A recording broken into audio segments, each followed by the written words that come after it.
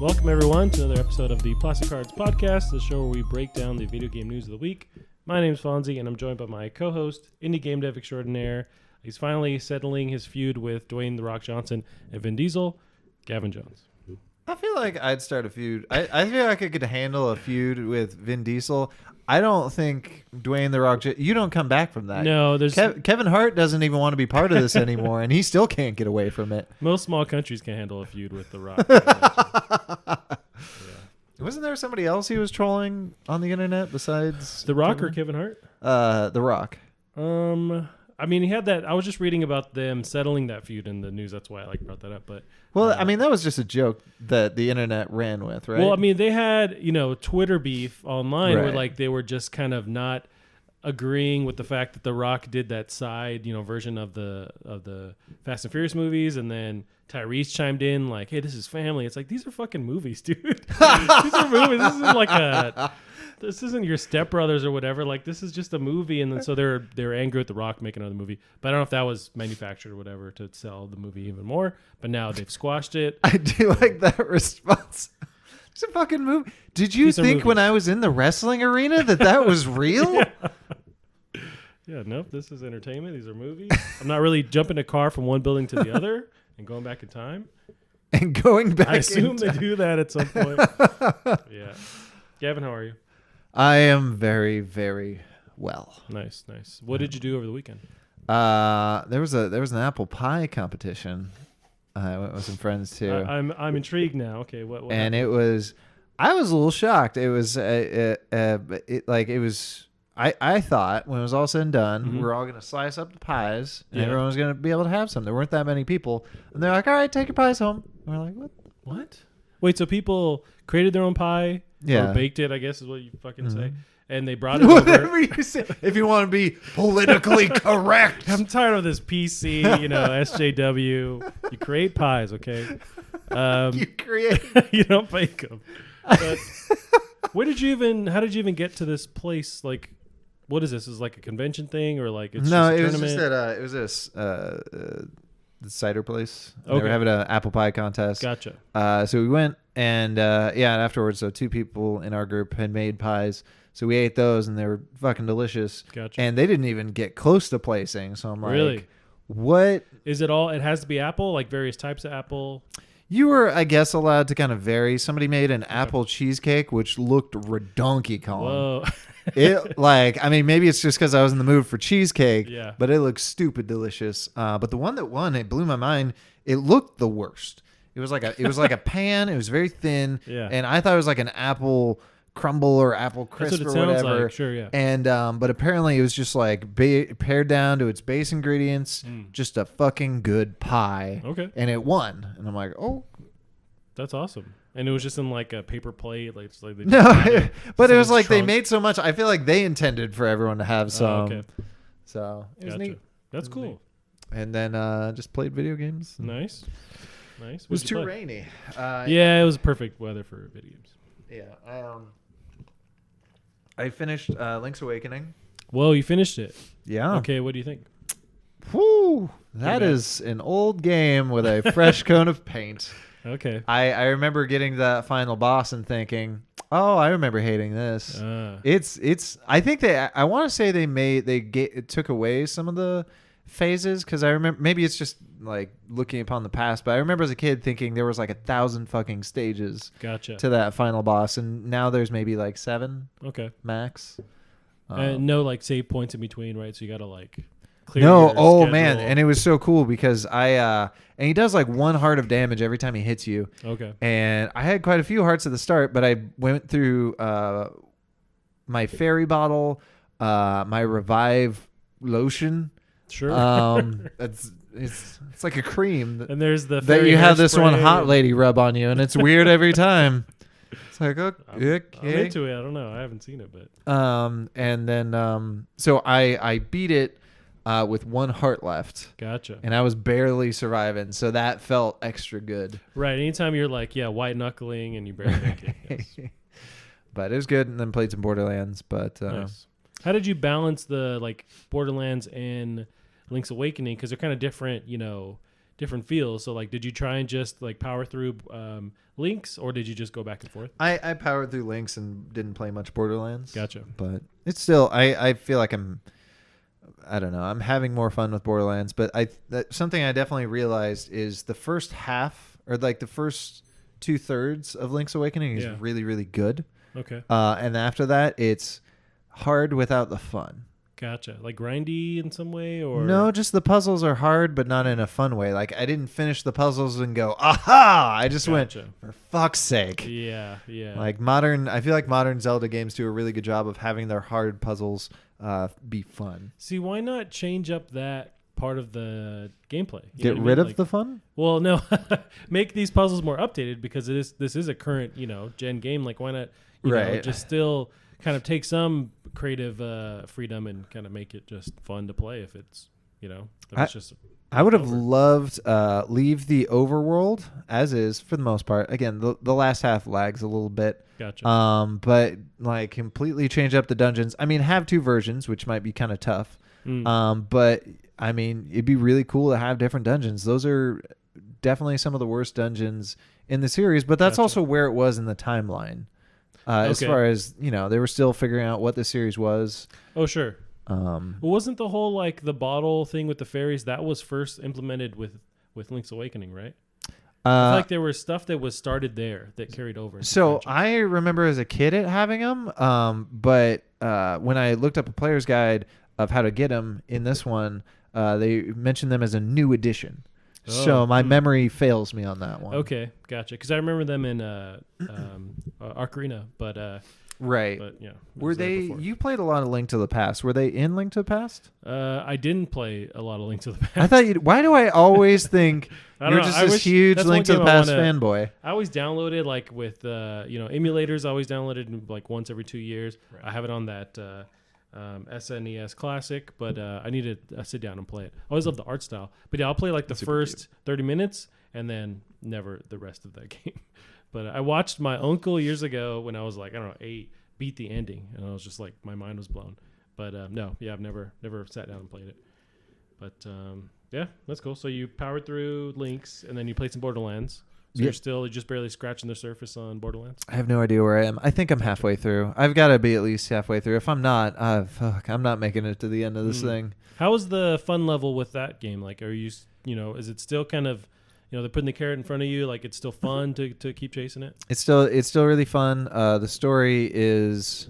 I think I saw this. There's this series I've never watched before, but it's called Girlfriend Reviews. Oh, I've heard of it. Yeah. I never clicked on it because I'm like, all right, that seems kind of dumb. But her reviews are legit. Like I was laughing out loud. Gotcha. Because I follow her on Twitter. Actually. It's titled like, should I let my boyfriend play this game? Gotcha.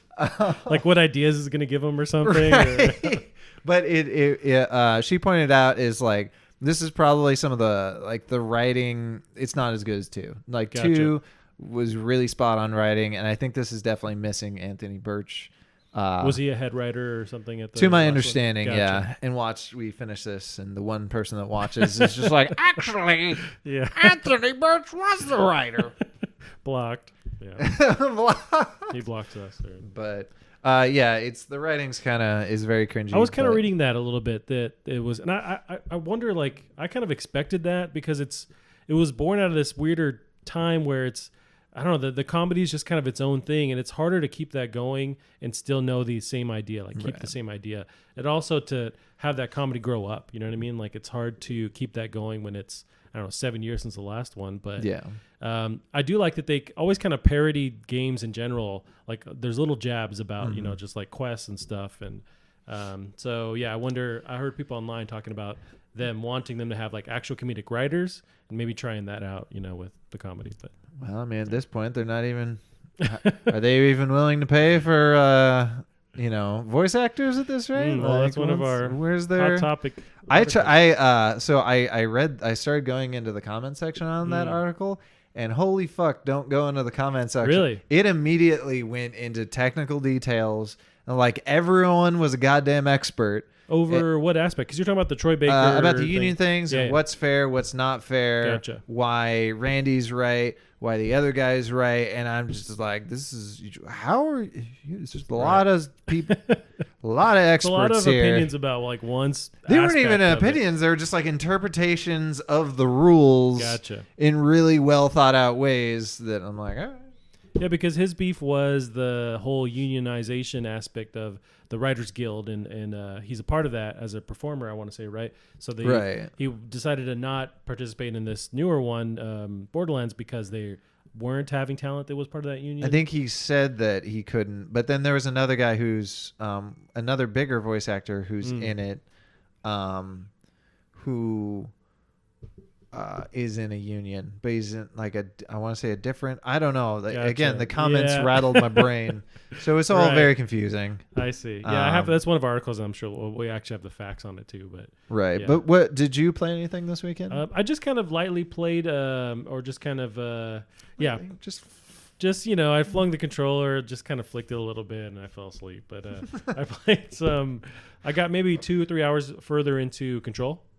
And really liking it. I keep getting stuck, and it's very fucking aggravating. They don't really. You gotta turn off the UI.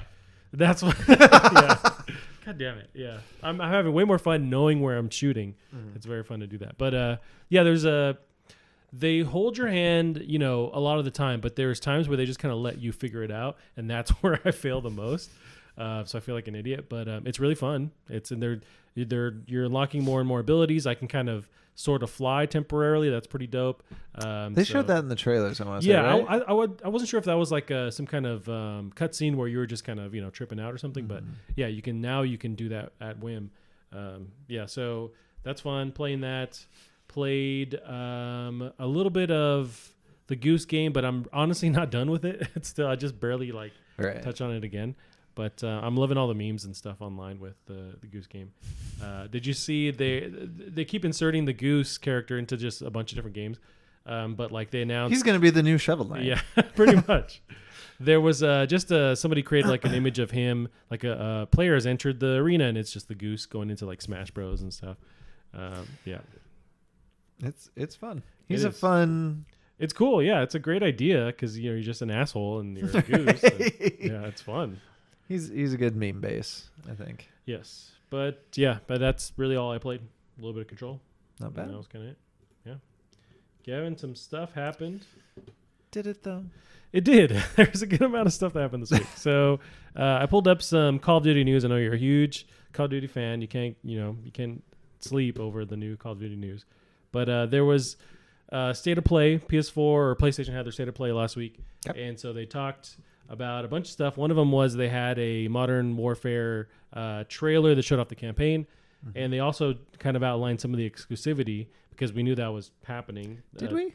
Well, yeah. So they for the last gen, Xbox had a timed exclusive deal where they would they were the first to promote basically with Call of Duty. Was it like maps or something that get them first? It was maps. They were time based, and they would always show up at their kind of E3 press conferences. And so now this gen, PlayStation paid for that deal, and so now with this newer Modern Warfare, they have some like long-term timed exclusives. So I pulled up the article from IGN. This is Colin Stevens writes, fans upset over Call of Duty Modern Warfare's year-long PS4 exclusive mode, Infinity Ward reacts.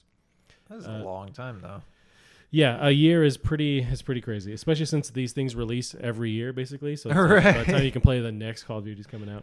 So he writes, Call of Duty Modern Warfare Special Ops Survival Mode will be exclusive to PlayStation 4 players for a year, and fans are not happy.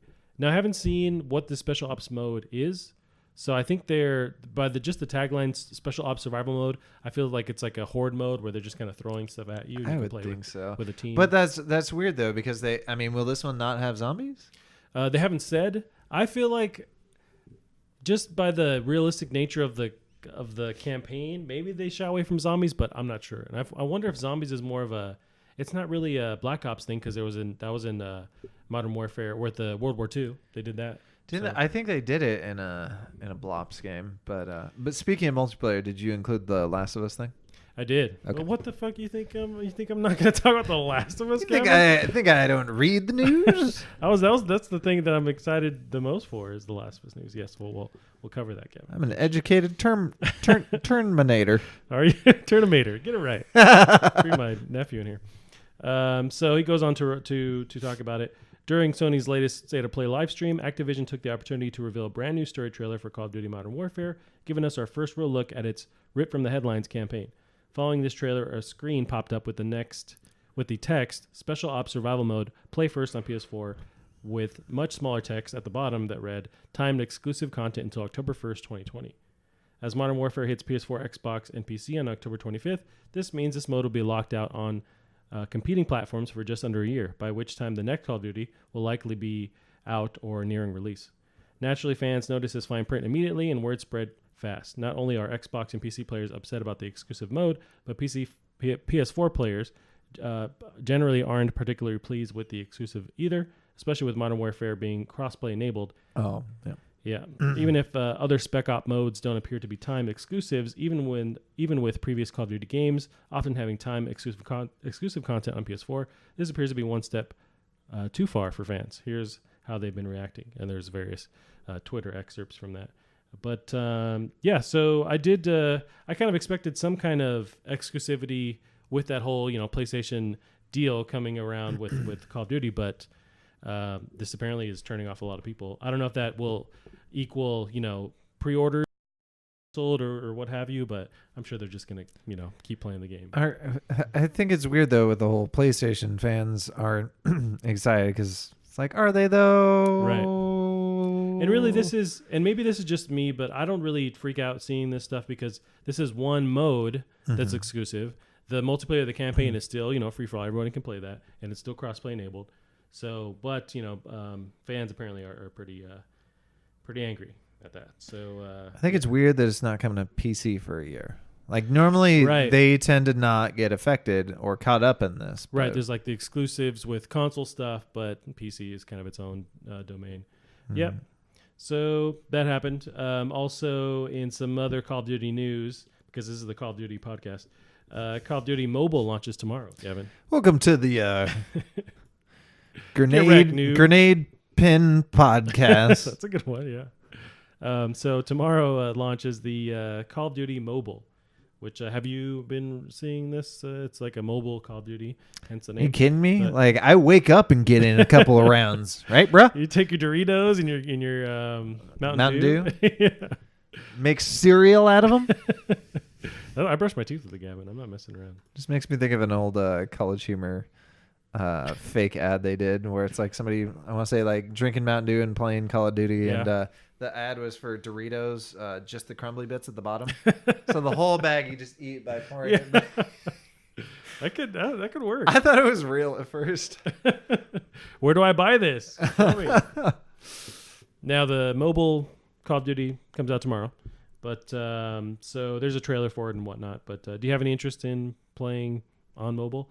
I feel like that's not fun to me, but I don't know. Right. But I'd be curious to see, like, as far as people, like, are the people that play shooters on mobile excited about this? And right. Well, was it PUBG had a mobile thing? Fortnite has their mobile thing. So there's a huge player base. That's why these developers keep releasing a mobile. But so it doesn't really speak out to us maybe, but there's a huge platform out there. It just makes me immediately think of the terrible Call of Duty DS games, original DS. Oh God, yeah. That looked and played terrible. Right.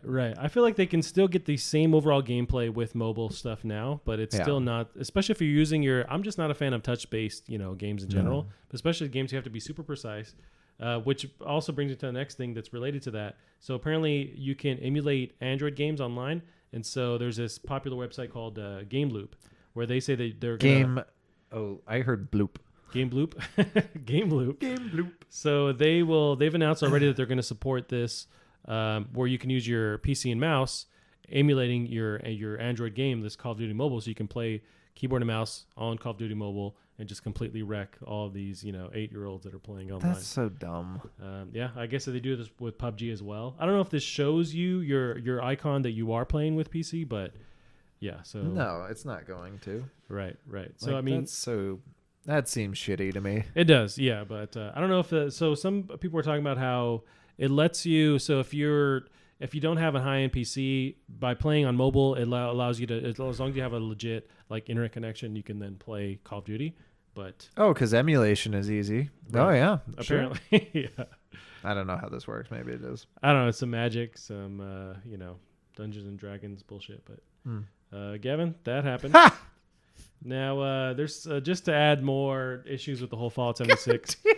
There was a recall with some of these helmets that happened. I don't know if you saw that, but no. Yep. So a collectible Fallout 76 helmet was recalled due to dangerous levels of mold. 32 units were sold through GameStop. This is Julia Alexander of TheVerge.com. Writes pretty in depth about this. A collector's edition wearable power armor helmet from Bethesda's Fallout 76 sold through GameStop has been recalled due to extremely high levels of mold. Approximately 20,000 units of the helmet were made, and 32 were sold through GameStop. Every recalled helmet sold was defined as the Fallout 1-1 Power Armor Nuka-Cola helmet, which has a red painted finish with white colored exterior tubing around the sides. A GameStop representative told The Verge the company has notified every customer who purchased the item. So they were recalled. More good news for GameStop as well. Yeah. So is it only GameStop that's the issue, or these were only sold through GameStop? I don't know if this was an exclusive item with GameStop, but that makes me think that it was because they're the only ones that sold the actual item. Wait, I'm so confused. They made 20,000 of these things. Yeah, so they apparently stopped it before, and there only 32 were actually recalled or like were sold. Oh, so they sold good ones. Apparently. So I was gonna say that's pretty shitty. If only 32 of these things sold, like, were these gold plated? Did they actually control power armor? I think they're asbestos lined, so that's kind of the main problem. So they were recalled on September 19th. So it's just another issue. Like there was a whole vinyl, or was it the canvas bag that was an issue? When it came out. It's just been a bunch of drama. One after the other. Yeah. Did that update ever come out where you could interact with people? I want to say it did. It's pretty, I don't know for sure, but I hope it didn't, because the fact that if it would have and no one talked about it, that's pretty bad. I hope it didn't.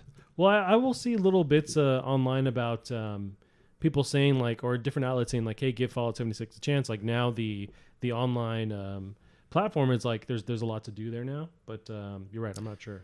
I'm gonna Google update here and see. But this makes me think that it hasn't come out yet. But I can't say for sure. What was it called? Like Taking Back the Wasteland or something? Yeah. I feel like it hasn't, because the first part of that release was the PUBG, or like that open world kind of mode where you could play with. The Battle Royale. But there you go. Yeah, that was the first kind of rollout of that. But there you have it. There you have it, Gavin. Also, there was just an update on Rockstar with Red Dead Redemption 2. Jesus Christ. Red Dead Redemption. Hold on. Rockstar isn't making single-player DLC for Red Dead Redemption 2. Gavin, I know you're holding out for that. I was impressed by the article I kind of saw, and it was saying like they're focusing all their efforts on it. On multiplayer. Which in my opinion, like, whoa, do we not have a second team working on the next game? Like, that seems surprising. And if the answer is no, how fucking big is this next update about to be? Because it's a huge fucking team over there. Right, I imagine, yeah. And now with Rockstar, like, they're spread amongst like different regions, different parts of the world. But yeah. I don't know who tackles just the Red Dead Redemption part, or what have you. But yeah, I mean, they're gonna support this like they did with GTA 5 Online. So yeah, and that's what kept that game selling year on year, like top of the charts.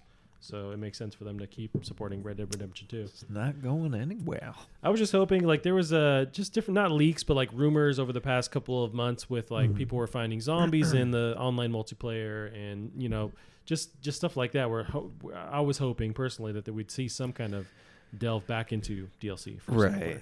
But honestly, that game's so thick, though. It's like, why we don't really need more? Like, there's so much of the game. We don't need more girth. No, we're good on the girth. It's unnecessary. We're satisfied over here. But just to lay out some of the details, so this is John Fingas from Engadget.com. You won't be thrilled if you're hoping for a single-player add-on for Red Dead Redemption 2. Rockstar's lead online production associate, Katie Pika, told Video Game 24/7 in an interview that the developer is 100% focused on Red Dead Online. She argued that Rockstar aims to put everything a player can love about solo player into the multiplayer experience, such as new activities, characters, and events. RDR2's absolutely massive core narrative was proof the company cared about the single-player experience, Pika added. The stance isn't a complete shock when GTA 5 hasn't had any significant single-player expansions during its lifetime. It's a sharp contrast with the original Red Dead, though. The original game had its share of multiplayer updates, but its best known downloadable content was the Undead Nightmare expansion with a zombie-focused solo campaign. That kind of DLC doesn't even appear to be in the cards for Red Dead Redemption 2. So she writes in depth about it. It's just a bummer. Like, I would have loved some kind of DLC focused on. They could still implement the zombie thing into the online.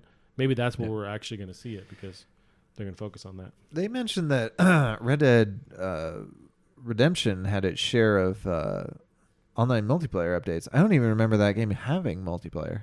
Was it just deathmatch? Like, do you remember I don't remember, but I just played the actual single player, so there might have been something like that.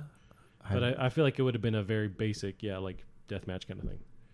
It's my first time even hearing about it. Yeah, so we'll see. I'm sure I have no desire to play online with people in general, but especially with Red Dead, but maybe some kind of like single player, point of view to it, like where you can still choose to play alone. Yeah. But we'll see. I remember having some fun with Grand Theft Auto. What was the one where you're in like New York? Oh yeah, that was 4. 4. I remember having some stupid fun with some buddies. We all were in the same living room, like just looking at each other's screen, trying to track each other down and murder each other. And it was dumb, and the physics of that game helped it be dumb fun. Right. Oh yeah. But yeah, I haven't really been interested. Gotcha. But and then you haven't played Red Dead 2 at all, right? I haven't played barely any Red Dead 1. Gotcha. You know what? That one is, it's on Xbox, where it's like backwards compatible with Xbox One.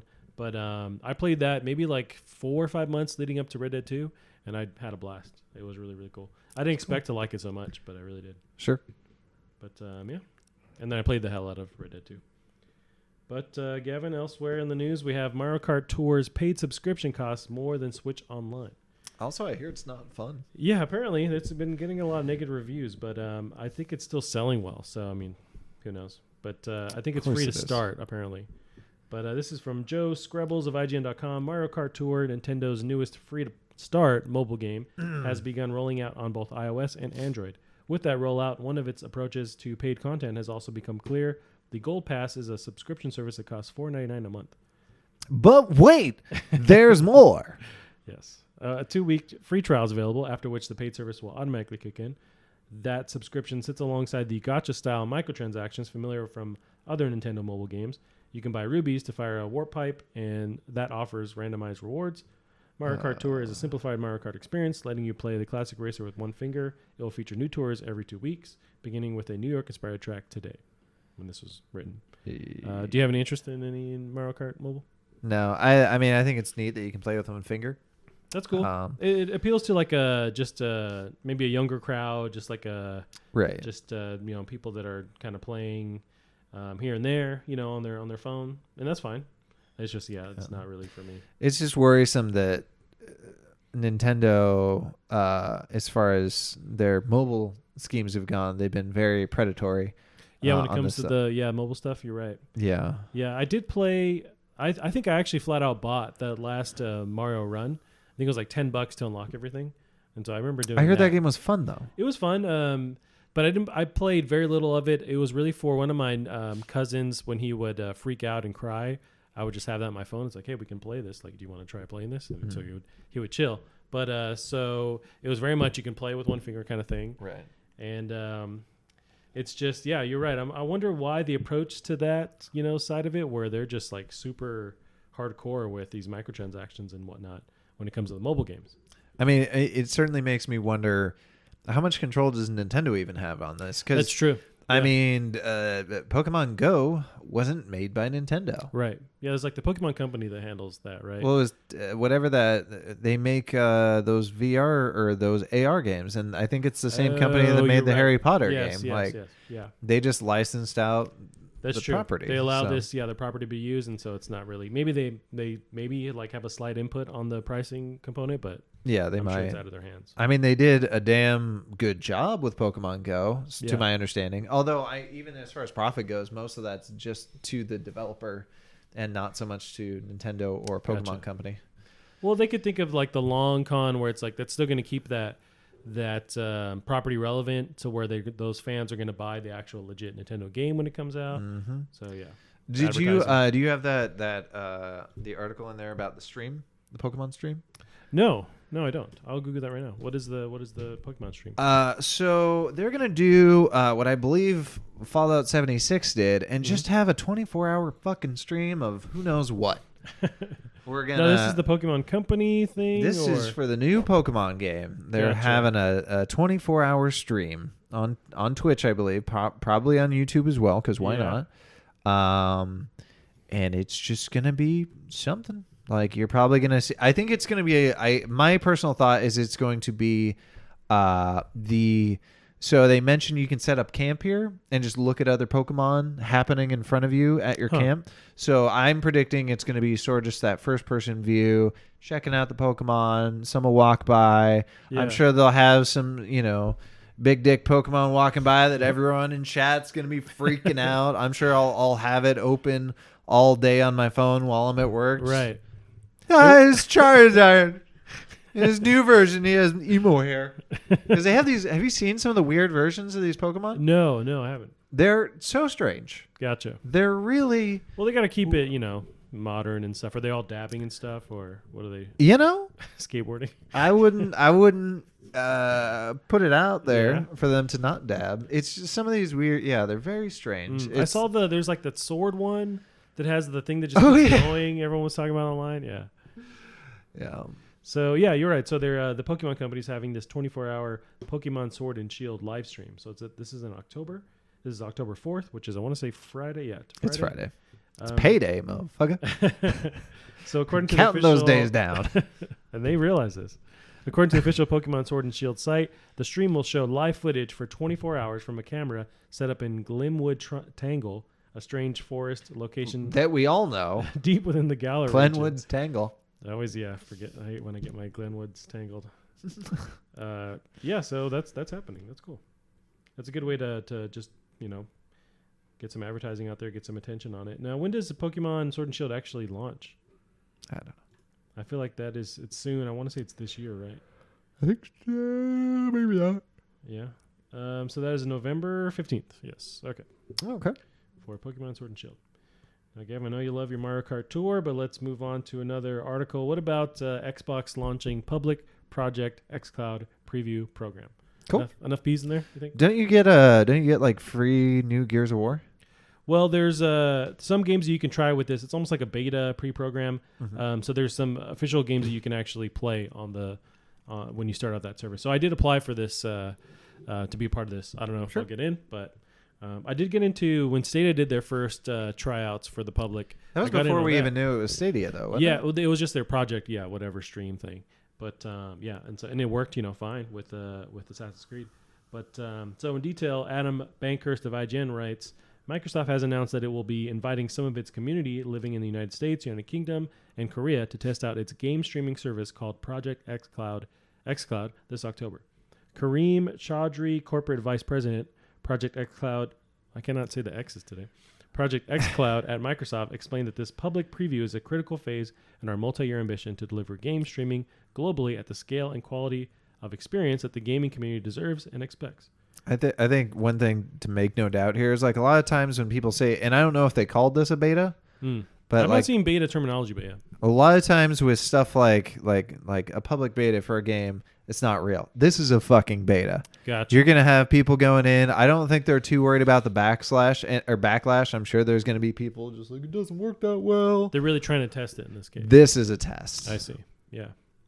No, that's interesting because a lot of times, they're almost like a marketing ploy just to get people interested, but really like they got the bones, the bare bones there. It's working, but they need to just get some people in their player base. But so they go into detail on this.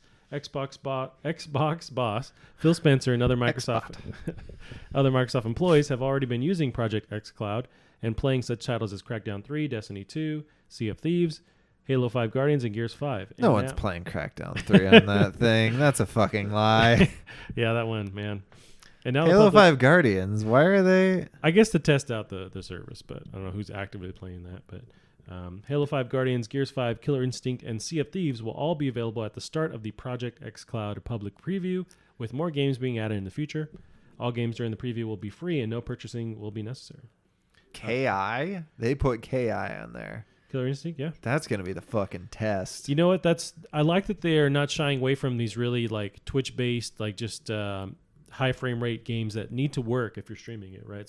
But that makes sense because if they're going to test this stuff out, it's got to work. So it's got to work with those graphic, really heavy, intensive games.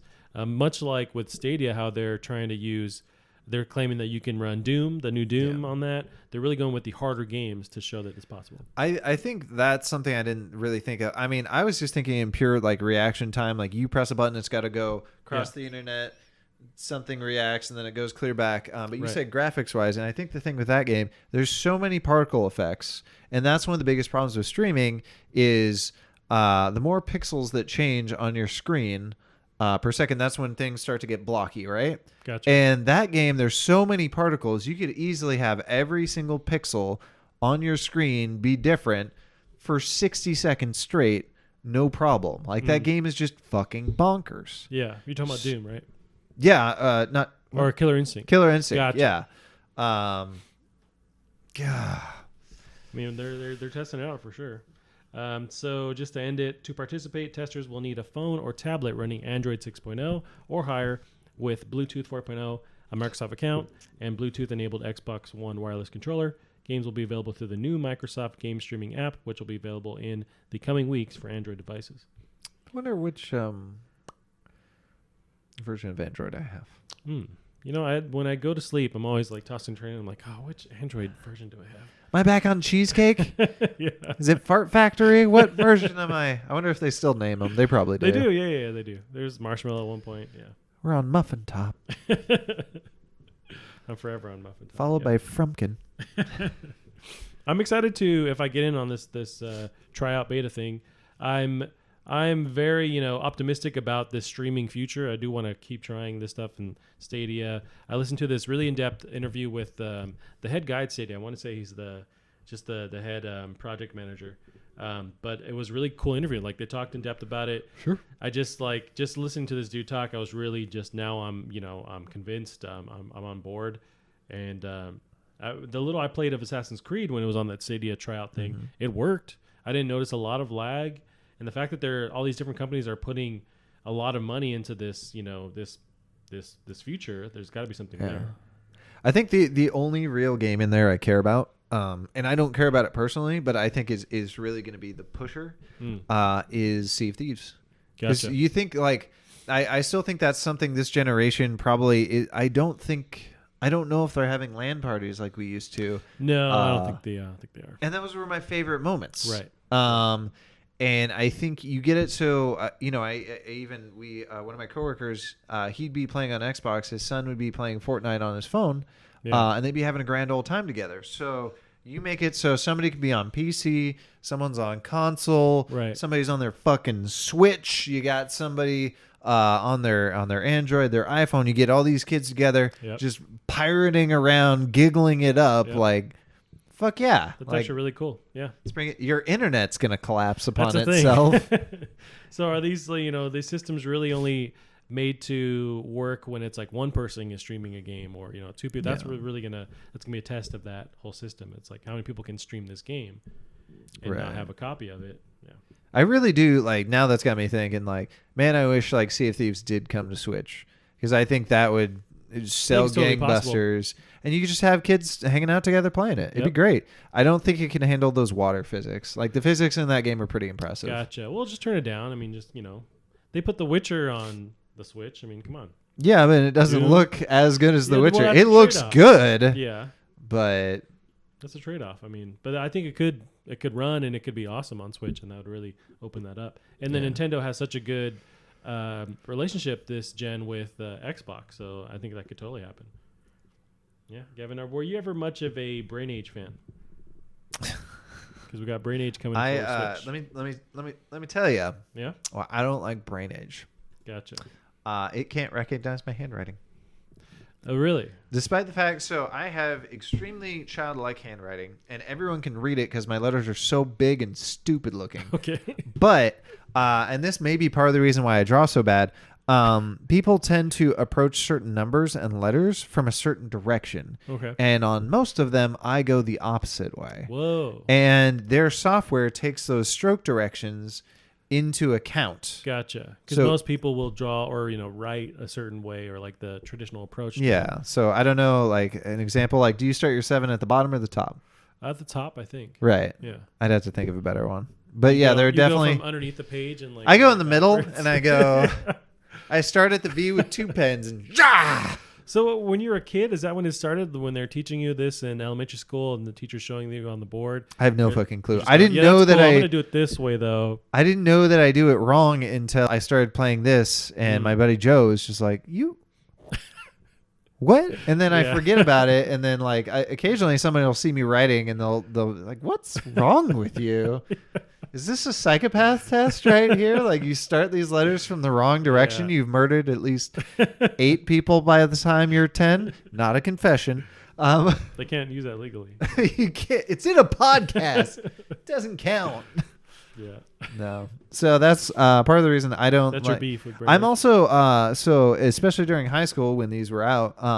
I was really good at complicated math, but simple math fucking wrecked me. And so this game's coming at you like, what's 5 times 6? And I'm like, I don't. You gotta have your phone handy so you can just. Search and stuff up. What if you're not good at complicated or simple math, like myself? Would you like You just jump off a cliff. fries with that? Yeah. I don't. Gavin, yeah, that's a truth right there. That was just got me thinking of How I Met Your Mother. They're convincing these nerds to like go to prom with them so they can sneak in, and they oh, never mind. This joke isn't gonna work. Anyway, continue. Gotcha. Well, Gavin, the Brain Age, your favorite game, is coming to Nintendo Switch. Really, I just like this as a throwback to the DS. I mean, that was a big game on DS, and so although this comes with an actual stylus, but the stylus only works with like the traditional Nintendo Switch, not the Lite, where the locked in Joy-Cons. So Fucking what? yeah, we're already seeing the first kind of divide on this, but apparently with that stylus, it's just not compatible with the newer one. What are the? Why is the screen different? In what don't know. universe does that? What? So the trailer shows multiplayer modes played with one Joy-Con each, as well as traditional single-player games that use a stylus, much like the original. Oh, So you know what it might be? I'm not sure. The Switch standard is multi-touch. Gotcha. Ooh, interesting. Okay. So maybe. Well, they always mention some games aren't going to be compatible, so that might be why. I don't think this is what they meant. Gotcha. But Okay. shit. I mean, clearly it is, but I don't think that's what they meant. Gotcha. Fuck. Okay. Well. I wonder if that's what it is. I think one of them's capacitive. I think that means multi-touch, and I think one is just standard. I mean, because they were so slow. I mean, the 3DS, which was a very impressive piece of technology, still single touch. Oh, okay. So this might. Gotcha. So I let them kind of just bring out more, It's cheaper. It's cheaper. Gotcha. Yeah. And they're cutting corners in general, so yeah. Cut. Gavin, we lightly touched on this. This was an article just a couple days, or the past couple days it's come up. So it's with Troy Baker in Borderlands 3. Some issues they had with why he's not reprising his role in Borderlands 3. Let's get into it, Gavin. So Troy Baker says he didn't voice Rise in Borderlands 3. Is that Rise? Reese? I don't know. You're the Borderlands 3 he's expert. from the Telltale game, so I don't Gotcha. know. Oh, okay. To my understanding. I see. So Troy Baker says he didn't voice Rise in Borderlands 3 because they wouldn't go union. This is from Kotaku. Cecilia D'Anastasio writes, earlier this year, Borderlands fans were devastated to learn that actor Troy Baker would not be reprising his role as Rise in Borderlands 3. At the time, publisher Gearbox co-founder Randy Pitchford said Baker turned it down, but a recent interview with Baker makes things sound more complicated. Baker is a beloved voice actor who's voiced dozens of video game characters, including Booker DeWitt from BioShock Infinite, on and so forth. He's also a main dude from Last of Us. But so Baker is also a member of the SAG-AFTRA, the union representing voice actors. In an interview with VG247, Baker said that's what prevented him from joining the cast for Borderlands 3. It was simply a matter of they wouldn't go union, Baker told VG247 of Gearbox. He continued. So there's a longer quote from him. I can't do a non-union gig. And without getting too deep into the weeds of that, we had long conversations about this. We also knew going into it that this was going to be the thing. They were going to take these characters and put them from the Tales from Borderlands series from Telltale into the Borderlands proper. I've been waiting for this call. They were like, do you want to do this? And I said, yes. They never, because they would never move from the position. I'm not mad. It's invariably a completely different character, but it still stings. So disagreements with union stuff. Do you have the response in there? I do. So no, I don't. So there was a lengthy response from Gearbox itself. That one seemed pretty standard. I feel like of the responses we've been getting from developers and publishers lately, this one shot them in the foot the least. Right.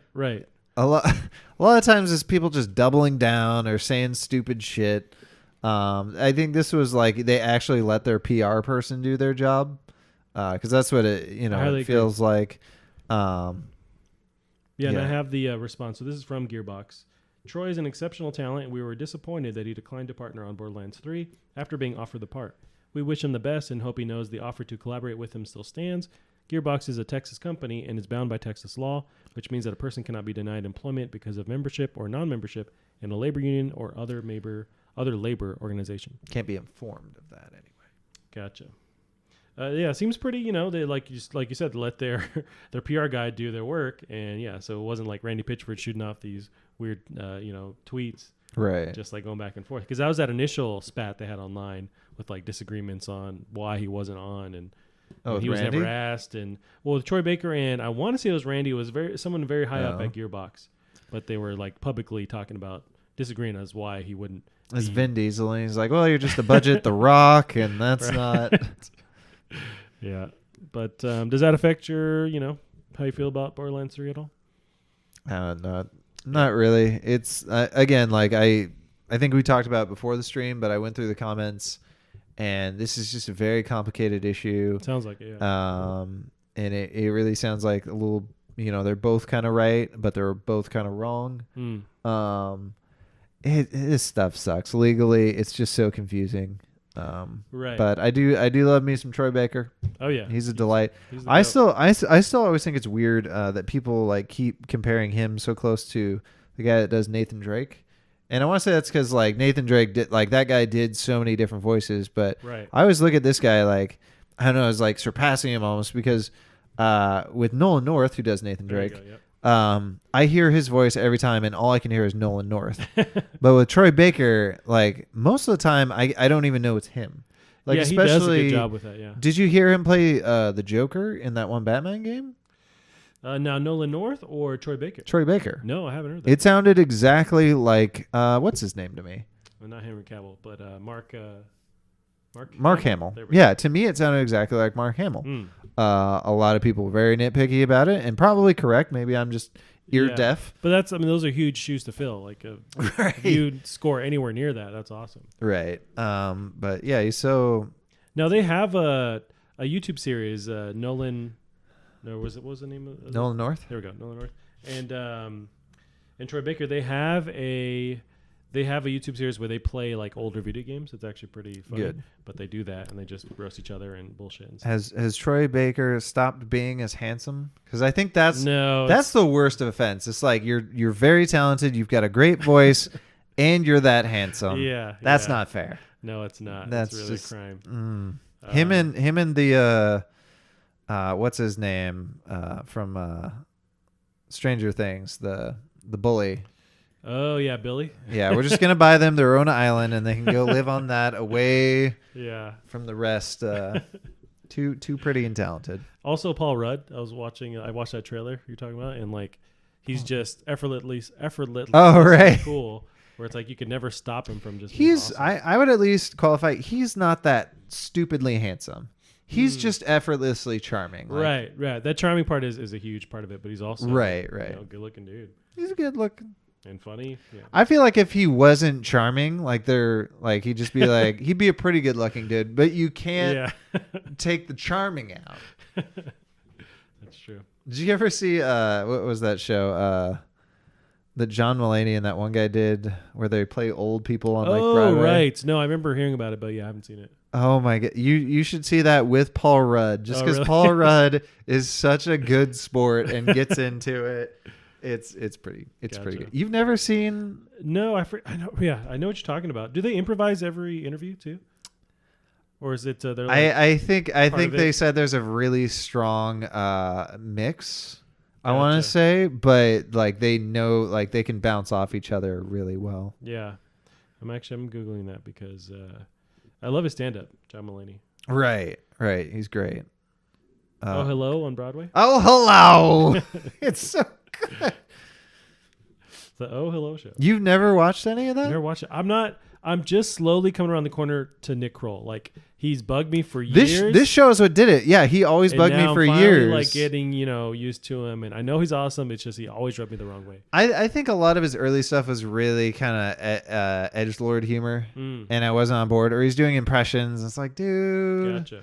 You're not that good of an impressionist. But I always hear that Big Mouth. That's his show is really good on Netflix. That's an animated. Oh, I didn't know that's him. Yeah, it's supposed to be good. Yeah, and so that's another thing. Yeah, it's I gotta watch that too. But yeah. I think the trailers for that looked interesting because it's kids clearly going through puberty and it's awkward and it's that shit was the worst.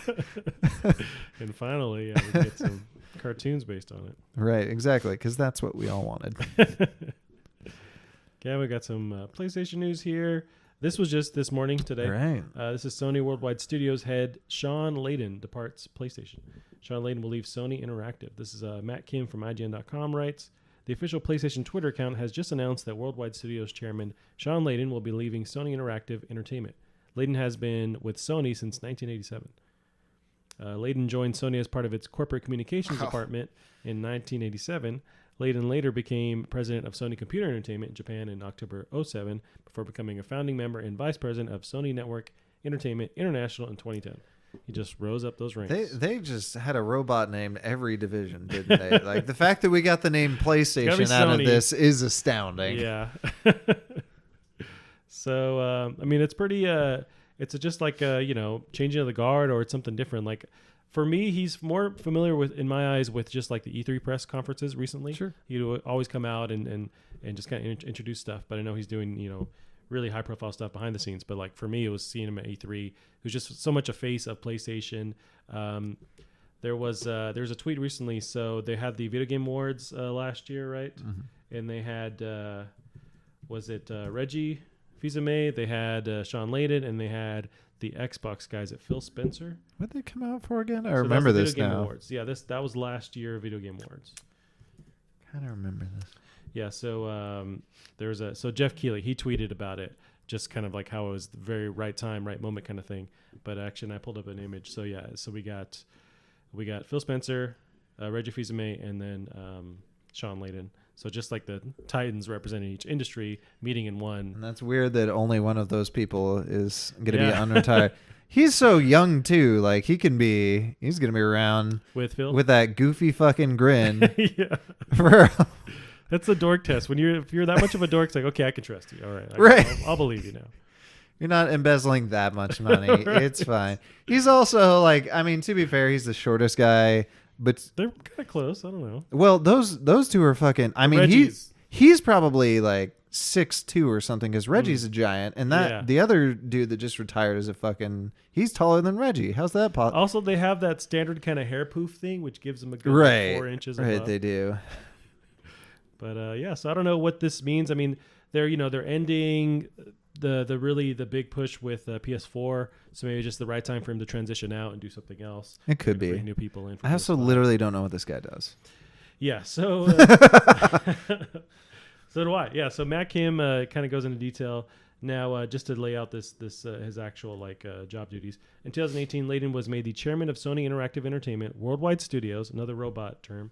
Under Layden's tenure as chairman, PlayStation released several critically acclaimed games from its first-party worldwide studios: God of War, Spider-Man, Horizon. So he was just overseeing these huge profile games. He was working with developers to see it through. I think is like just an overall, just the guy that you would talk to and make sure your game's is up to par. But they would kind of manage all these huge releases and do all the dirty work behind the scenes. But yeah, so we'll see how that goes. Okay. I haven't seen any announcement on who's replacing him. Maybe that's right. I don't think this is going to be quite the same though as like when we changed out not by choice but Iwata or something like that where there was like the vision. I don't feel like this guy's probably the visionary driving this. No, but I think his input is really critical, and the amount of pressure and kind of how he is just behind the scenes, like the deals that are made with these developers, the time they give them, the input they receive. I imagine there's just a lot of the business side to it is happening. Right. But would schmoes like us understand it? Maybe not. Would our heads explode if he's like, here's what I have to do in a day? It's like, oh God. Yeah. I don't want to do anything to do with that. But yeah. So we'll see who replaces him, how that affects PlayStation. I'm not sure. Now, Gavin, this was pretty big news for me. I'm a huge Last of Us fan. There was a State of Play. PlayStation had their State of Play last Tuesday where they showed off Last of Us 2, and they weren't shy about it. They announced it, before that it was going to be there. But we got a release date, February 21st, 2020, which is very soon. Did you watch the trailer?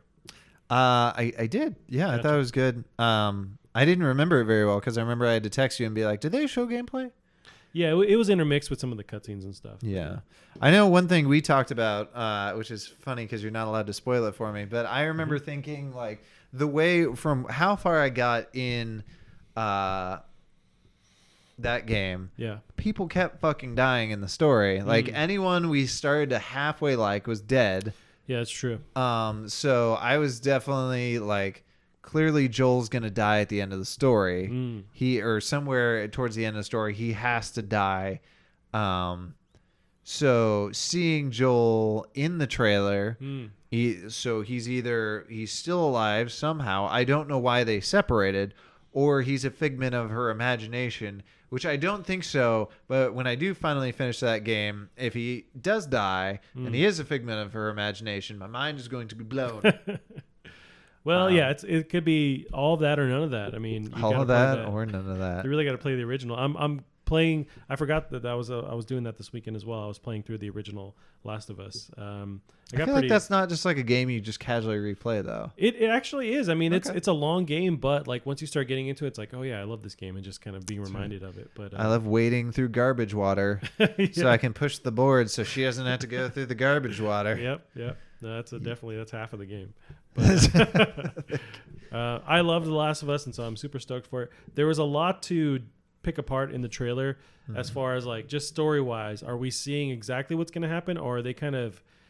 There's a term called red herring, where it's like, is this misdirection? Is this showing us what seems like too much to kind of get us off the wrong or the right track? It could be.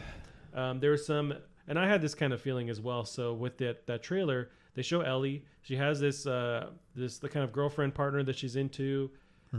It seemed very on the nose to show that, oh, she's the one that's going to die, sending you on this like revenge quest. I feel like that was too direct for me to believe that that's what's going to happen. It almost like turned me off. It's like, why are you going to show me that's obviously going to happen? It didn't look like it was. I didn't think it was revenge for. I think it's because she gets raped.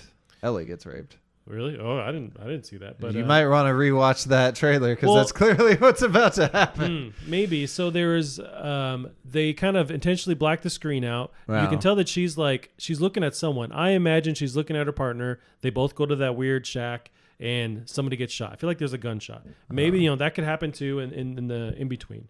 Something terrible could for sure happen, but it's obvious that something's going to happen to spur this whole revenge thing. Now, is it like the partner, or does something happen to Joel? Well, I think because Ellie fell down the hole or whatever, and her partner was still up top. Yeah, they never show her after that, after she goes missing in that like snowy area, but they don't show her again. Right. I don't know. I just felt like a little bit of misdirection, or I'm hoping that they're not showing you everything that's going on, because I want to kind of be surprised somewhat. But and then the whole thing with Joel, is he there? Is he not there? He's dramatically older too. So when in this new game when it takes place, is that not appropriate for? Because he was pretty old in the first game. So he was like 37ish, maybe. I feel like 40s at the most. He had gray hair.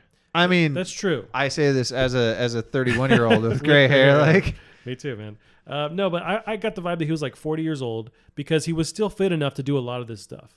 By 50, you're like pushing it. He's jumping around. He's doing all this traversing. Right. I put him at like 40, 37.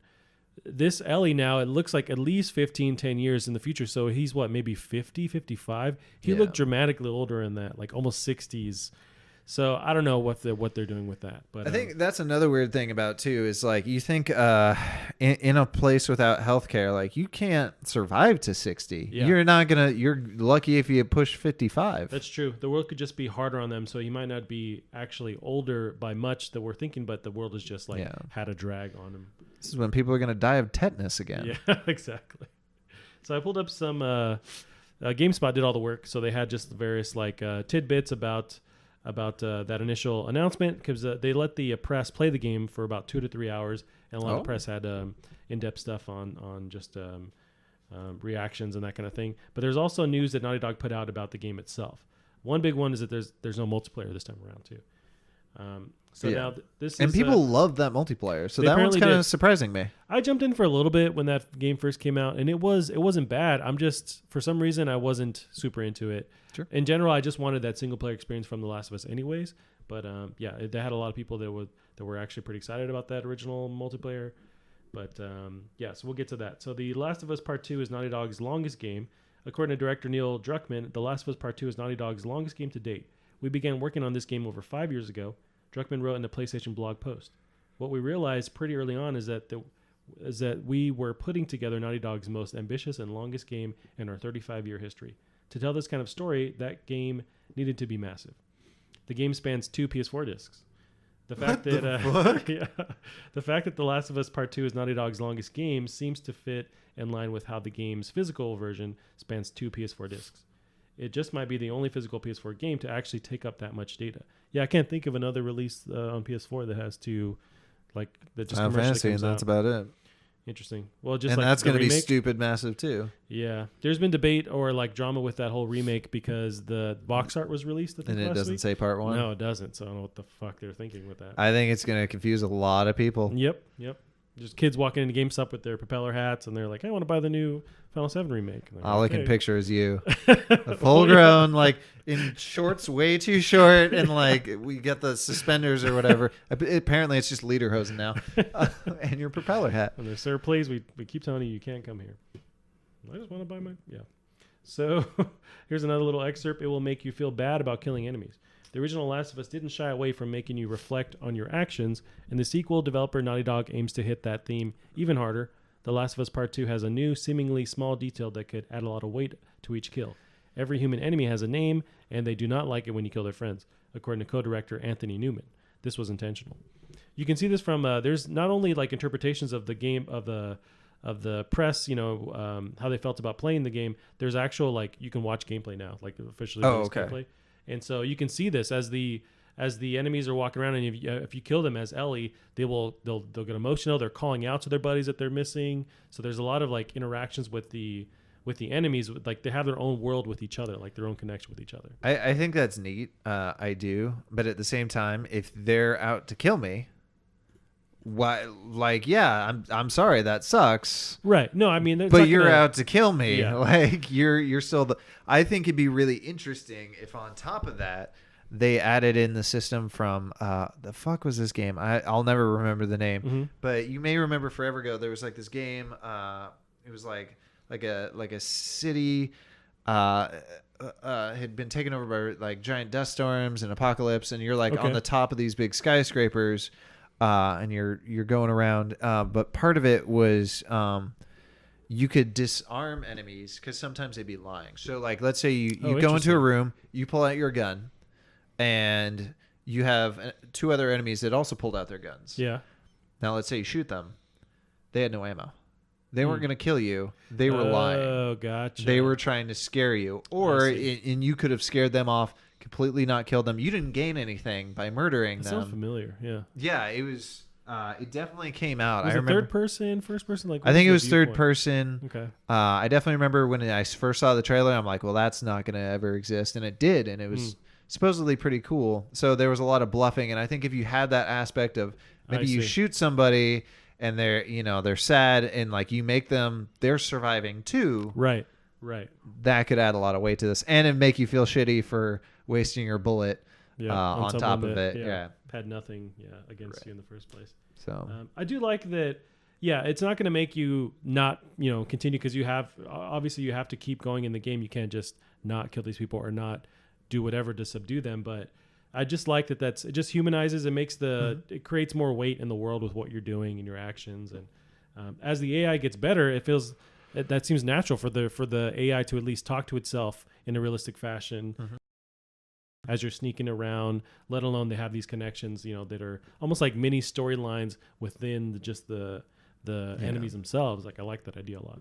And if you just, because that was a component in The Last of Us 2 or the first one where there's dialogue that you can miss if you don't look at Ellie at the right time. I imagine there's dialogue you can miss with these enemies if you're not sneaking around them in the right time to hear this conversation that has all this, weight to it. But I would love like a really over the top, just like, she was pregnant, you asshole. Like, oh. Yeah, I think there's 100% going to be stuff like that.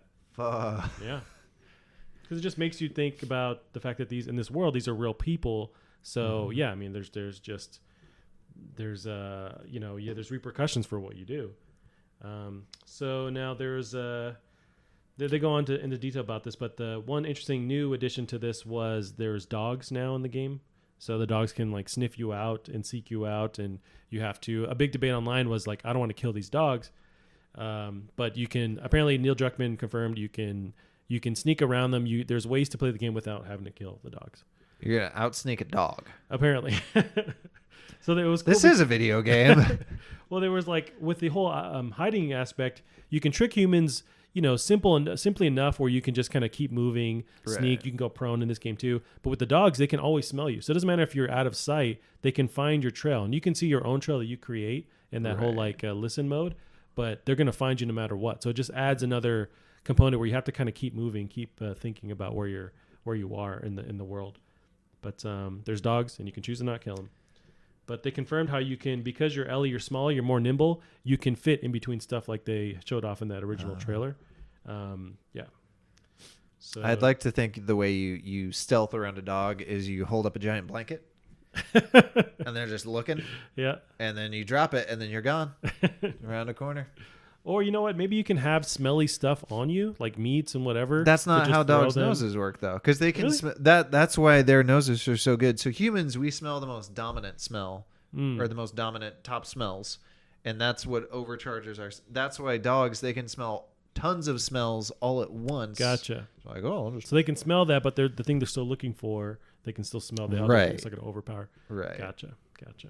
We just got lame ass. We really do. Like in the animal kingdom, we have like, it's got to be one of the worst noses. Yeah, I mean, we evolved to not need it as much, but I mean, still it works. But yeah. But my evolution's still trying to pull out. You're the key, Gavin. You got the key genes. I'm the key, just nosing around over here. Inside jokes on a podcast. Hey. So yeah, overall, I'm super stoked for some Last of Us. Can't wait.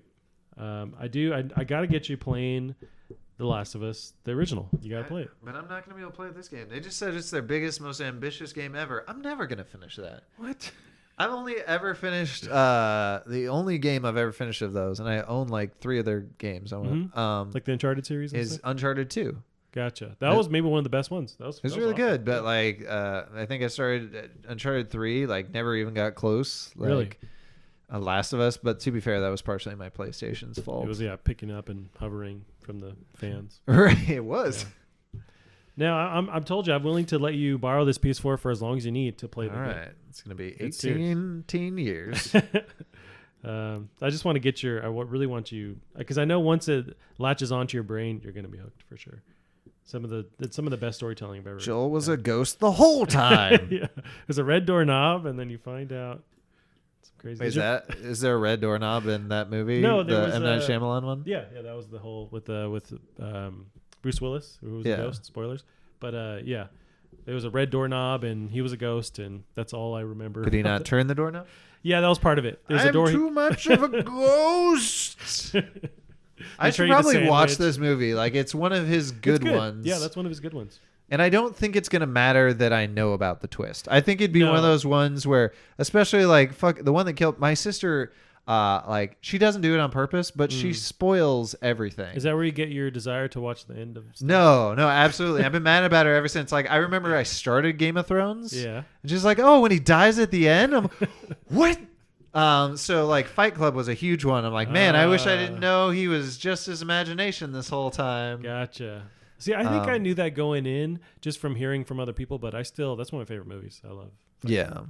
But, so going into M. Night, knowing that he's dead, Sixth Sense, that might. It's still a really well done movie, but right. Yeah. So Gavin, Last of Us will eventually arrive, but until then, this was pretty interesting news about the Oculus Quest. So they are working on hand tracking in VR, so you don't need an actual little doodad. You just tracks your. I saw their image they showed, and it looked like it had multiple cameras. And to me, I'm like, why are you not using Leap Motion? I don't know. So this actually does talk about Leap Motion. So it's been around for like. Yeah. So this is from Engadget. They write about the Oculus Quest hand tracking is a new level of VR immersion. Even though we had an inkling Oculus was working on hand tracking, it was still a surprise to see just how it would be implementing the feature. It'll be coming to the Oculus Quest next year, but best of all, it doesn't require any additional hardware. Unlike Leap Motion's solution, instead Facebook is tapping into the Quest's 4 monochromatic cameras and a heavy-duty dose of computer vision. That's you're gonna use magic. 4 monochrome. This is that no. I'm like no. That's a bad idea. Gotcha. So please tell these developers at Facebook how it's a bad idea. Well, this was a huge problem with the Kinect. And part of the problem with the Kinect, specifically the Kinect 2, but like the Kinect, part of the problem is that so many pixels to fucking analyze. Gotcha. And that takes... Because that's how it's interpreting the data through pixels? So, yeah, and that takes tremendous amounts of I'm going to say CPU. I would assume CPU, and that's hard to do. Like, you'd need dedicated hardware or something to do that, and you're not going to have that. So this is just like, that's so stressful. That was actually part of the reason why the Kinect 2, I don't know if you know this, the Kinect 1 was kind of better than the Kinect 2. Really? But that's because the Kinect 2 had HD cameras. So think about having so many more pixels to analyze. It would just kill the Xbox One. Like it was bad. So they like the Kinect 1 was, but this is 4 fucking cameras. Right. Now they don't specify if they're HD or not, but still not going to matter. That's 4 fucking cameras. Gotcha. This is going to kill your rig. Your VR rig was already a beast. It is now obsolete as of this moment for this product. Well, now this is with Oculus Quest though. This is their whole mobile unit, so this isn't one that's not tied to. I'll believe it. Sounds even more nuts.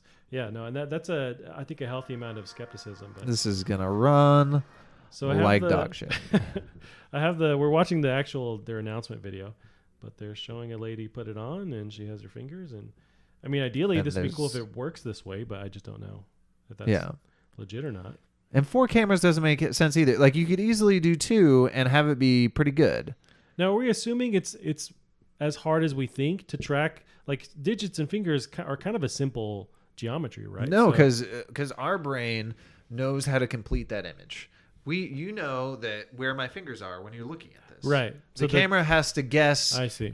And you kind of know based on history, but to know when your hand's backwards or forwards or that kind of thing. Right, exactly. There's so much that it can't know with a computer and with a camera, and that's the great thing about the Magic Leap or the Magic. That was Leap? Microsoft's thing, right? It wasn't originally anyway. Oh, okay. Is the Magic Leap? I forget what it's called. Yeah, it's just that little bar, and to my understanding, it's not a camera. It can sense the shit in front of it. It's like a very limited local like radar kind of thing. I don't know how it works, but it's not using camera. So it's just like, all right, well, that's where your joints are. Gotcha. So we're good. There's something called LiDAR I always remember hearing about. There was like lasers, radar. So it's not actually using light. It's just various rays that it's sensing out. It's a camera. Out. Yeah, but I guess a non or indirect way of sensing stuff. But yeah, right. Well, Gavin, we'll see if they prove you wrong. I'm sure. I hope they do. I won't be. Gotcha. Well, Gavin also had this little update on a fan-made GoldenEye game that's coming out pretty soon. It looks pretty dope. So this is almost like an HD like version of GoldenEye. So. I'm going to show you this little clip here. This is from... You're clicking all over the place. I was trying to find the actual dev here, but... is this not it? All right. Yes. GoldenEye 25 silo gameplay video. 25. So from what I understand, it's a fan-made kind of replication of GoldenEye. This isn't the source mod, is it? I'm not sure. I'll have to find that information. I don't think so far, I just pulled up the article. I don't even know.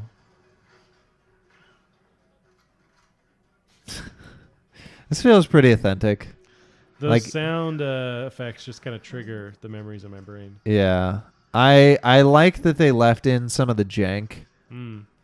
Just like with the way you move. Right.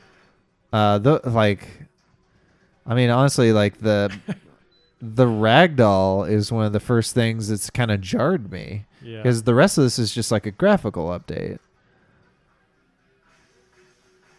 Yep. Remember doing that. Yeah, a lot of times the lights would react to you shooting them out, right? Yeah. And the fall animations, I really like those. I think they do ragdoll at the end, but I like that. I think those were how they're kind of pre-rendered or pre-figured out. But this is so cheesy. It's great. Oh, there's a lean mechanic. Did we need that? No. These enemies already look easy enough to take on as is. Yeah. I hope they really turn up the difficulty on the harder difficulties. Yeah. I do appreciate, too, now you can really see it with this. I don't know if you could see it with that pistol, but there's no hands being rendered, and that's the way it originally... Oh, really? Yeah. I guess you're right. I don't know on the pistol. Like, there's a one point where you could just have your hands. Oh, you could karate chop. Yeah, that's what I remember. That was its own thing. Gotcha. I was actually kind of surprised with this when they showed the pistol... the slide was I think the term was locked outward when they shot the final round. I don't remember that happening in the original. Gotcha. I don't think they could animate the models in the original, but you might be right. So they definitely can't like pull out the magazine. I do wish there was no leaning. I feel like that's because there wasn't leaning in the first one. No, right? I don't remember that. I do remember. I think with the on 64. The Z controller could just give you like a free aim, but you were stationary as you could like free aim. Did you ever play? Because I did not. Did you ever play the two controllers for one person mode? No, I just recently heard that was a thing where you can use two joysticks. I didn't know that was a thing.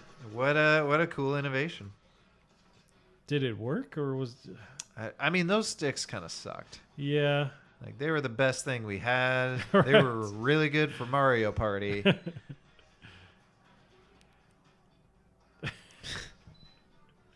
I wonder how like legally much trouble they could get in because these are definitely the exact sound effects. Yeah, for sure. Probably the exact music. Yeah, can you just not sell this? Like, how does it work when it's a? Oh, you definitely can't sell it. Gotcha. But so it's uploaded by Ben G25 Dev. I would like to hear the. Oh, good old Benji. Yeah, I wanted some info on the actual dev. Can you go back to the first little bit? I want to see if you could see the hand on the pistol. Gotcha.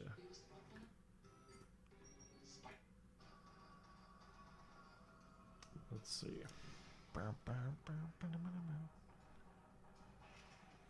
Oh, okay, you could. Yeah. And that was probably correct then. That might be one of the few, like the guns where you would be able to see the hand.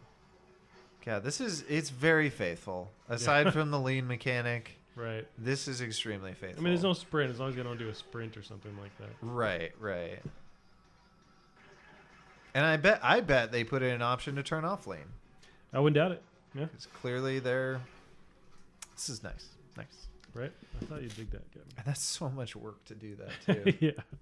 And then are we just going to see, a single-player campaign or the multiplayer part actually, rolled out? Because that'd be really dope. I don't know. I mean, there's already, if you want to play GoldenEye multiplayer, there's a source mod.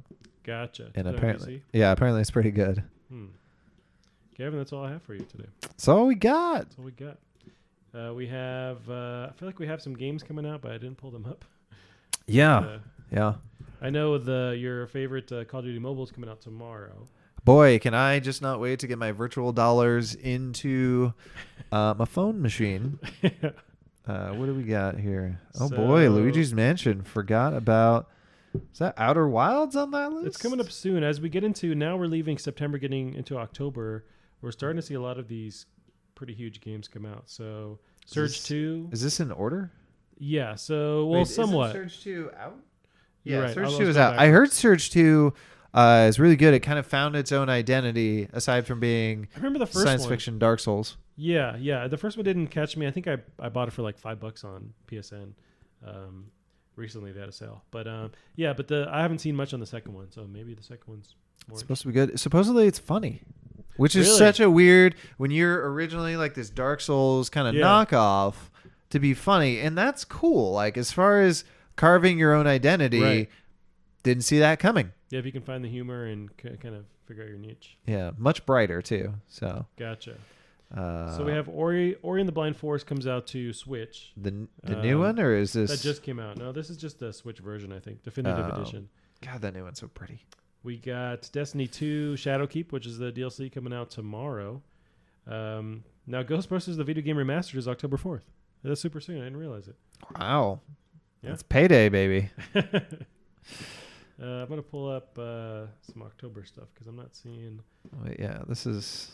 It'd be nice if there was just like a list. I mean, I know you can kind of do that with Metacritic. Gotcha. So far for October, I'm seeing Ghost Recon Breakpoint, October 4th. We have Overwatch for Switch, right, for October 15th. Mm-hmm. Modern Warfare Call of Duty, October 25th. We have The Outer Worlds, also October 25th. Medieval Remake, October 25th. Luigi's Mansion, end of October on Halloween. We got don't be skipping over Just Dance, you son of a bitch. Oh, sorry. Got Just Dance 2020 and November 5th. We have Death Stranding, the Big Mama Jamma on November 8th. Star Wars. I didn't know that new Jedi game was this year. I feel like I'm not hearing a lot about it, but maybe they're gonna, kind of revamp and do this like huge PR push towards the end. I call it now. It's getting delayed. Well, you think so? That's so soon. That's so soon. All right. Or they're just going, on media silent until they're ready to boast it, to kind of promote it. But I think here's going to be a weird thing. What if that game is really fucking good? I would imagine that it's going to end up on that side anyways. Like, I feel like I think it'll be good. Yeah. I don't think great. Like, what if that game comes out and it's great and people are all about the Star Wars game? Like, that's that. Oh. Yeah, that's awesome because this is the guys from Apex Legends. They also did the robots where you jump into the robot, your mechs. That's them? Yeah, that's the. You sure? Mm-hmm, mm-hmm. Really? Yes, I'm blanking on their name for some reason, but Respawn. Respawn. There we go. Yeah, this is their game. Oh, I'd be curious about. Oh, something I also mentioned or should mention as far as news. Whatever the Teamfight Tactics or no. There there was it was like made by the developers that made the original Dota, Lords of the whatever. They had like an Epic Store exclusive version that's quite popular. Gotcha. And Underlords, there we go. Is that what it's called? That's the Dota version.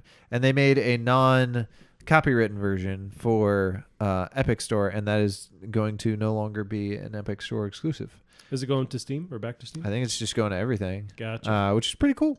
Yeah, it's awesome. So, neato for them. Hopefully that does well. I know Teamfight Tactics is kind of killing it. Gotcha. Doom Eternal. When's that? That's November. Yeah, so that's November 22nd. So really, once October hits, there's just a bunch of heavy hitters. You got Dying Light 2. That's 2019? Apparently, that's late December. Oh, man. Look at that. Dead Island 2 coming out this year. That is blatantly incorrect. Yeah. Biomutant. Can you scroll back down to Biomutant? Yeah. Let's see. Biomutant. Right there. I roughly remember that. Some of the footage about that game. I wonder if that release date seems hella temporary. I don't think that's... Oh, it's 2020. 2020, there we go. So it's merging the next year stuff there. God, it may just never come out. I mean, it's been in a weird state. I want that game to be good. Yeah. Don't know. We'll see, Gavin. We will see. Alrighty, Gavin, where can they find you online? Yes. You can find me on Twitter at Drunk Devs. Awesome. You can find us at Plastic Heart Pod on Twitter. That is it for us this week. We will see you next week. Bye-bye.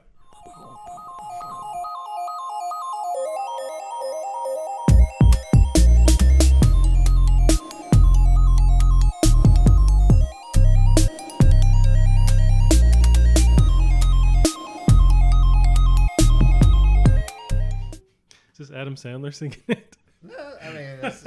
How about a whoo?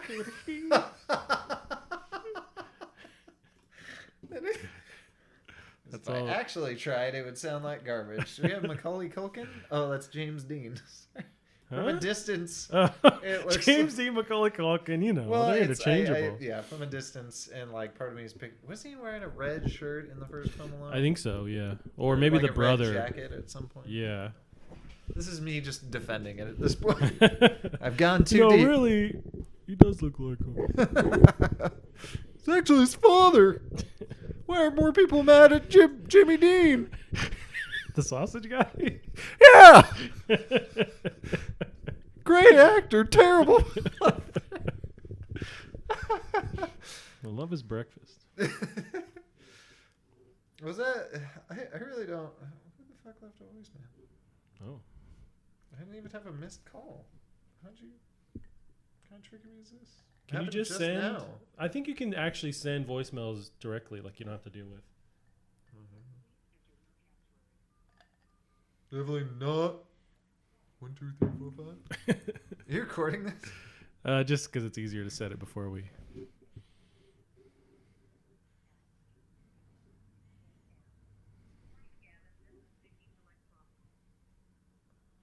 Oh, okay. Gotcha. That's weird. I didn't see the voicemail until just now. Something serious? Yep. Then how about you not waste my fucking time, I'm just kidding. Dude, so getting whatchamacallized thing, I can marry people now. Oh, yeah. Is comically easy. Like, I'd heard it's like maybe 10 minutes and $20. Yeah, I've always heard that.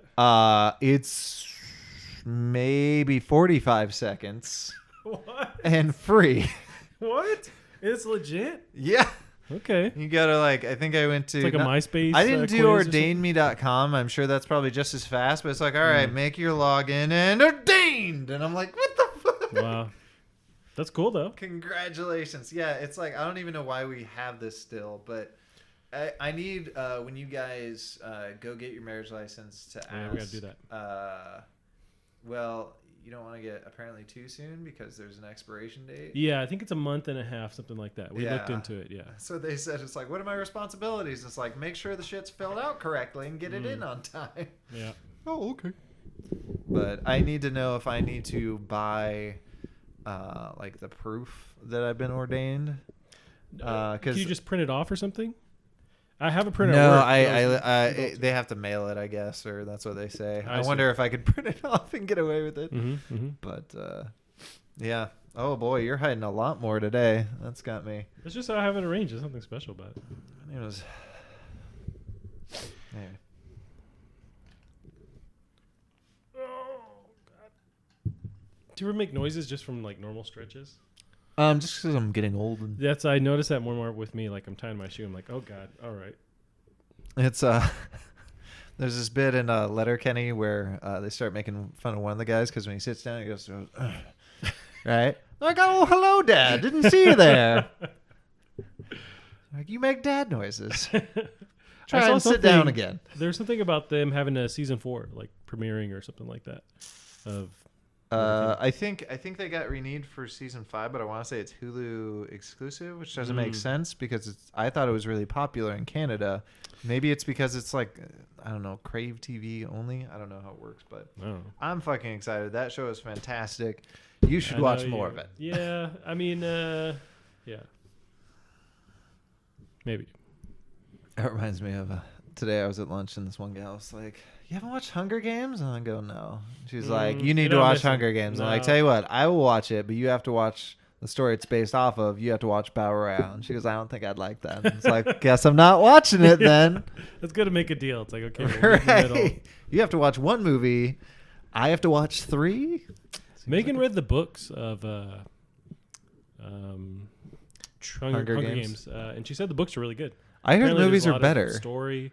According to her, the books are really good because they go into detail on like there's this hidden district that they never talk about, and it's all kinds of like it sounds cooler when she describes it to me. It's like, oh, okay, it's a District Number 9. Lots of aliens there. That one actor whose name I can never remember. Oh yeah, Neil Blomkamp. No, that's a director. Oh, Neil Blomkamp. Do you ever? He was supposed to do a not Terminator. My fucking nephew now has his ball Stick switched over. Yeah. You did not do that on purpose, did you? Oh yes, I did. Term. Now I have to use 90% of my brain now. Fuck, you got in there. And then we'll correct him every time. He's like, "Yeah, that's what I said," and then like, "Okay, go on with the story." But I like the fact that he says this for whatever reason. Because we talk about it. Like we had him watch the second one with me. I like made him watch it, and he dug it, but he had a million questions, and yeah, it was Terminator every time. But Neil Blomkamp was supposed to do RoboCop reboot, but they shelved it. But they were working on it for a while. Like he tweeted something about he's moving on to another project, but he would have done an awesome job taking over RoboCop. I was such a weird because I finally watched RoboCop like way years later. Yeah, and I was just like, oh, well, I can see why I'd want the toy. Gotcha. You didn't like the movie, the original one? There was like barely a plot. Yeah, it was like there was some cool action. I loved his gun. It was just like this little pistol that's like extra long and fires a bajillion bullets at yeah. I dug it, but yeah, it's not really. I think it's more the idea is really cool. I still like the I'd buy it for $1 guy. Is that the movie? I haven't seen it in a long time. He's in. There's some weird, creepy guy that has like beautiful women on his arms. Like I want to say in bikinis. And he's just creepy, and he'll go at the TV and be like, "I'd buy it for $1." And he's in all the movies. I want to say. Oh, okay. It's just this weird, not running joke, but yes, running joke. Gotcha. Alrighty, Gavin. Alrighty, Fonzie.